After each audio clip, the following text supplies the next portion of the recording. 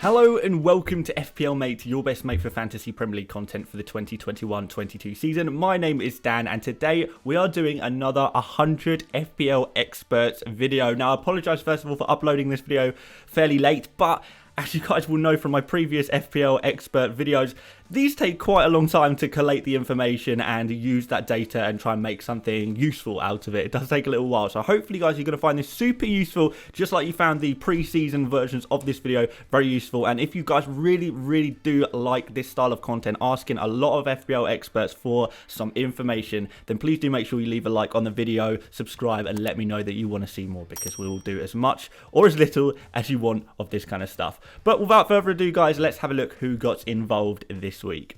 So here we are, here are the 100 experts that helped me out in this video. Thank you to everyone who got involved and everyone who sent me through the information for this video, who sent me their transfer plans for this week, because we are talking about transfer plans, of course, this week. And yeah, you can probably see a few names that you may recognize. The moderator on this channel, Dan Cross, got involved. We've got FPL Goat in there. We've got Fergie from Fantasy Football Hub on there. The guys from Man on Podcast.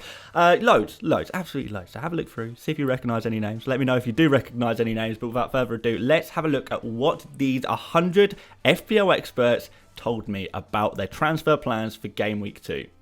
So when I asked 100 FPL experts what their transfer plans were for this Game Week 2, 67% of them are saying that they are not going to make a single transfer this week. So guys, I don't know if you expected it to be that high. I certainly didn't expect it to be that high. I thought maybe around 30-40% of experts would probably not make a transfer this week, but that says so much. So what that basically tells us is that if you're happy with your team, if you made a lot of selections for your Game Week 1 team, back them. You know, if you picked 11 players for your first 11 on your FPL team, you picked them for a reason, right? So be patient with them. One game week is not going to change everything, unless the player looked absolutely awful or something like that, or they got a red card or they got injured or something like that. There's probably not too much reason to remove them from your team. If you would back them for 1 week, back them for 2 weeks, give them a little bit of a chance. But 33% of these managers did make a transfer or are making a transfer this week. Now there was 13 different players that were transferred out and 14 different players that were transferred in. So not that many, because we're only using it as a sample size of 33 transfers, I guess. But interestingly, there were 25 different transfers. So of the 43, actually there was quite a wide variety of transfers being made. So we're going to check them out in a minute.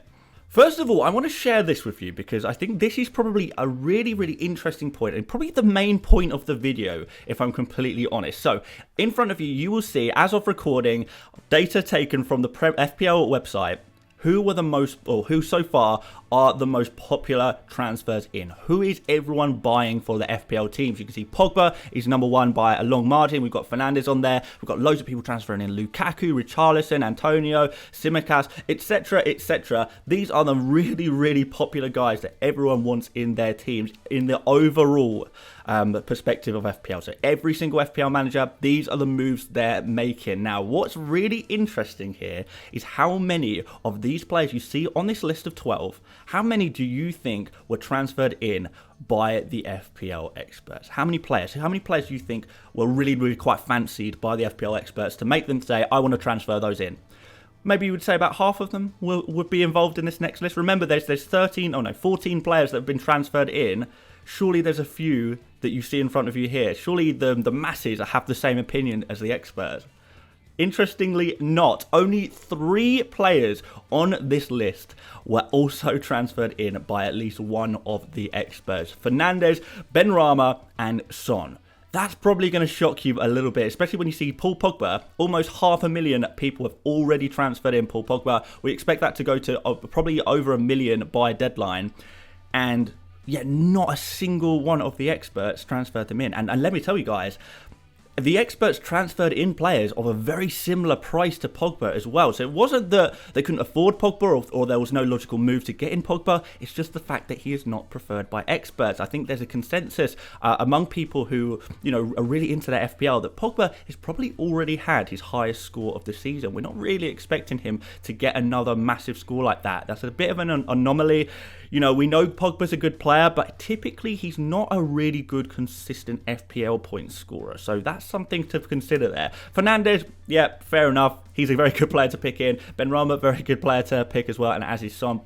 But some of the others on this list, Lukaku, a little bit risky. Richarlison, maybe, he didn't, right? Yes, he looked really good, but how effective is he going to be? DCL is, after all, going to be the main man and probably going to score more points over the course of the season. We've got players like Antonio, who, to be fair, most of the experts already have in their team, so I can kind of understand why no experts chose to bring in Antonio. Kind of like 80% of people who are really into their FPL already have Antonio, so maybe that's kind of weighting things against. We've got Tsimikas there, the last player I'm going to pick out on this list, because Tsimikas, again, because he was owned by so many of us going into game week 1 who are really into our fantasy football, we don't need to bring him in because we've already got him. But also, Tsimikas has probably got a maximum of 1-2 games left in him before he goes out the team. Robertson replaces him. So is Tsimikas really a good long-term player to bring in? Absolutely not. So for that reason, no one in our expert panel brought him in this game week. But we've got one more interesting bit of information to take from this chart, and you will see a name on there called Marcos Alonso. 195,000 people have already transferred him in. How many of our experts transferred him in? Well, we know 0. But what's even more interesting is that 2 of our FPL expert panel actually transferred out Alonso. So it's not just that people don't really fancy Alonso to bring in. It's that that our experts actually think he's a bad pick. They want to remove from their team. So yeah, a lot of you guys are probably considering Alonso as a pick. But I think, again, there's a consensus that he's probably not going to play against Arsenal. Even if he does, how likely is the clean sheet? Well, you've got a reasonable chance of a clean sheet, but then after that, it's going to be Chilwell playing at left back for Chelsea. So Alonso's days are very, very much numbered. A great, differential 1-week punt for game week 1, but now it's definitely not the right time to go for Alonso. And if you do have him, you really should consider selling him as well, according to our panel anyway. So let's have a look at who the other big transfers out were. We know about Alonso. Who else has been transferred out? So the number 1 player transferred out is Ilkay Gundogan. 10 players transferred him out, so 10% transferred him out. That's quite a large number, really. You would say, because he's got that shoulder injury, basically. We think that there's a good chance that he's not going to be involved in this game against Norwich. And after that, Man City's fixtures kind of look a little bit average, to be fair. So Gundogan is a really good player to transfer out. And he's a really good price at 7.5 million, where there's a lot of really nice options around that price as well. So it does kind of make sense to transfer him out. We've got Harvey Barnes on there. Now, personally, I think if I had Harvey Barnes, I would probably give him a little bit more time. Again, remember, why did you pick him in the first place for your fantasy team? Because you really like him. So surely you still like him now, right? This next game against West Ham, there is going to be opportunities for goals there. We know West Ham are not a fantastic defensive team. So I would probably give Harvey Barnes another chance, assuming that I had all the other players that I want to have in my team. If there's a player that you really, really want around Harvey Barnes' price, and there's probably a good chance there's going to be a few, then fair enough, remove him from your team. Havertz didn't start in the first game. How much is he going to be involved? It's really risky with those Chelsea players. There's a lot of rotation there. This is a big concern, of course. And we've got players like Jota, who is probably not going to start this next game, or even if he does, the games after that, he's going to be rotated. Firmino looked really good when he came on for Liverpool. Firmino is probably going to be the first choice in that, false 9 position. So Jota's days potentially numbered. Although it is important to remember that Jota can do some damage off the bench. And a lot of the other transfers out you're seeing are kind of a little bit more 1-week punts. So people maybe put in players like Smith Rowe, Mane, Pepe, players like that, maybe even Pulisic. They kind of put these players in as a 1-week punt, see how it goes, and if it doesn't go well, transfer them out next week, and that's exactly what they've done. So let's see who is being transferred in to replace these players. Greenwood tops the list. Kind of not really surprising there, but I mean, in a way, it might be surprising to some of you guys, considering he plays for the same team and was, initially the same price as Pogba at 7.5 million. Why are people going for Greenwood instead of Pogba?